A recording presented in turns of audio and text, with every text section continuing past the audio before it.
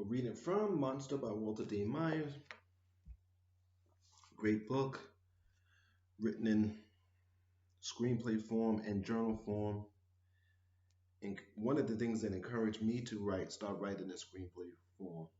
It's easy to read. It's easy to read the dialogue to it, and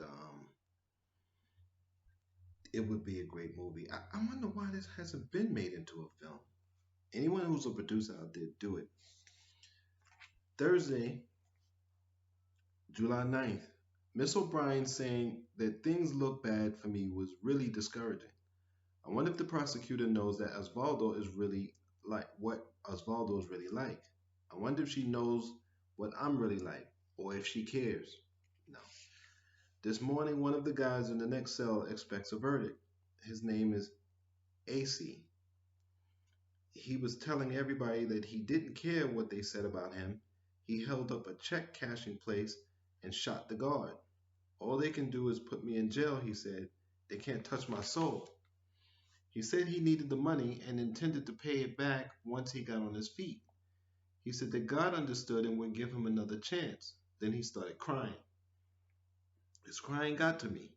Miss O'Brien said the judge could sentence me to 25 years to life. If he did, I would have to serve at least 21 years and 3 months. I can't imagine being in jail for that long. I wanted to cry with the guy. As I got dressed, I felt sick to my stomach. Mama leaves clean shirts and underwear for me. I thought of her in the kitchen ironing the shirts. I think about myself so much, about what's going to happen to me and all, that I don't think about my folks that much. I know she loves me, but I wonder what she's thinking. Mr. Nesbitt, I thought about Mr. Nesbitt and remembered the pictures they showed of him when they were passing them to the jury. I didn't look at them, but afterward, when the jury left, Miss O'Brien took them out and put them on the table in front of us. She made notes about them, but I could tell she wanted me to look at them. I looked at them. Mr. Nesbitt's right foot was turned in, his left arm was lifted and bent at the elbow so that his fingers almost touched the side of his head. His eyes weren't completely closed. Miss O'Brien looked at me. I didn't see her looking at me, but I knew she was. She wanted to know who I was. Who was Steve Harmon? I wanted to open my shirt and tell her to look into my heart and see who I really was, who the real Steve Harmon was. Um, that was what I was thinking about, what was in my heart and what that made me. I'm just not a bad person. I know that in my heart, and I'm not a bad person.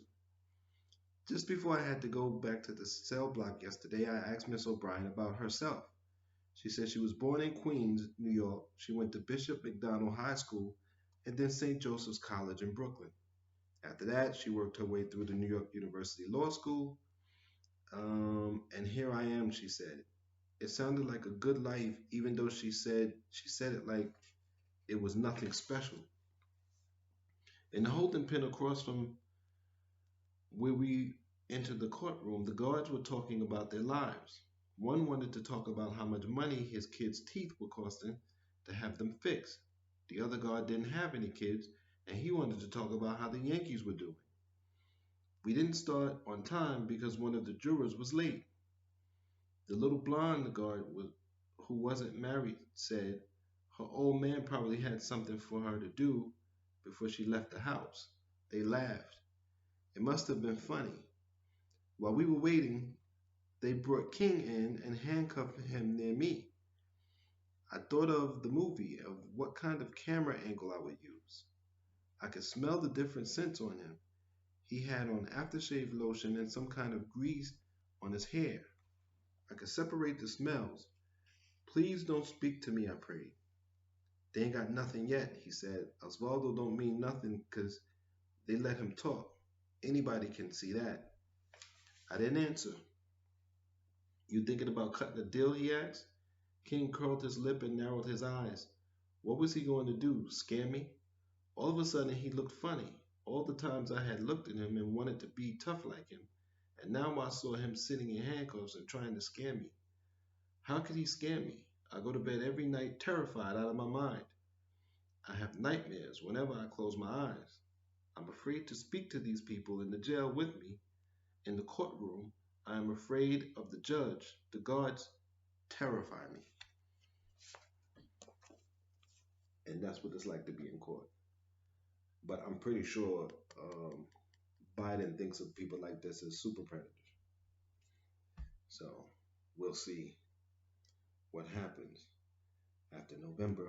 And if this society can look at people like this and um, as human beings, full human beings, not half, not three-fifths, full human beings. Until next time, take care of yourselves and be safe.